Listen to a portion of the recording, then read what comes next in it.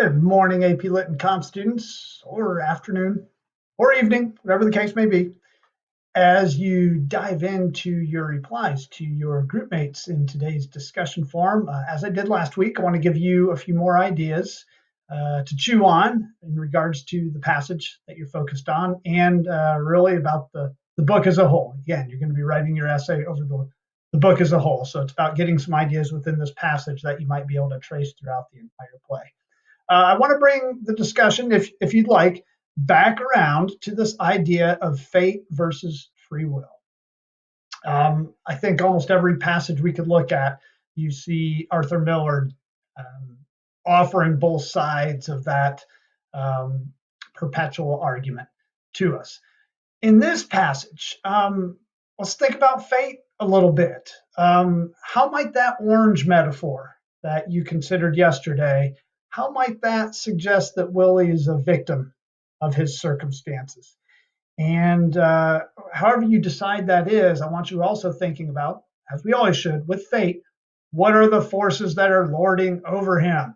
What are the binding influences, perhaps, or the rules and dynamics, to quote one of the questions there, that command Willie? And how does that orange metaphor help to emphasize them? What about the repeated use of the word kid by Howard? How does that also support this notion that Willie is beholden? He's subject to some of these forces. Not only at this moment, but throughout his entire career as a salesman. Let's think about free will. I would argue that elements of that come out in this passage as well. What free will character traits does Willie reveal in this passage that have some bearing on his circumstances? Remember hubris? Gave you a short little presentation on hubris last week. It's one of the number one character traits of a tragic hero. Hubris, excessive pride, excessive arrogance, and excessive insolence. Let's zero in on pride a little bit for the sake of this discussion. How much did Willie's pride in particular, his ego, his desire to be admired, his desire to achieve status according to what his society deems important, how much of that affected his decision to follow Dave's path, Dave Singelman's path, rather than that of his father's? Look at Willie's description of Dave one more time to answer that question.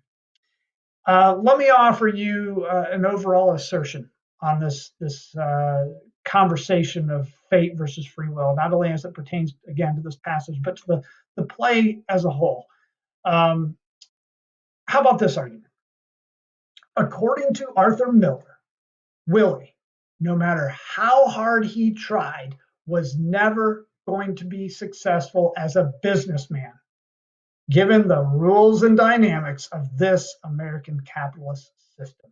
That is what was out of his control. He was fated to never make it there. He was fated to fail in business. Not in life, mind you, but in business.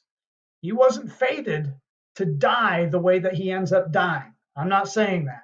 He was fated to fail in business. I would offer that he does have control, according to Miller, over how fulfilling and happy his life is, though. And for that matter, he once had quite a bit of influence on the direction his sons took with their lives, and in turn, their happiness. But guess what got in his way?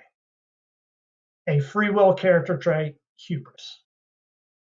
Some might argue that hubris, pride in particular, caused him to pursue sales to begin with. Can you see that in this passage? It caused him to persist in this scene with Howard. Can you see that?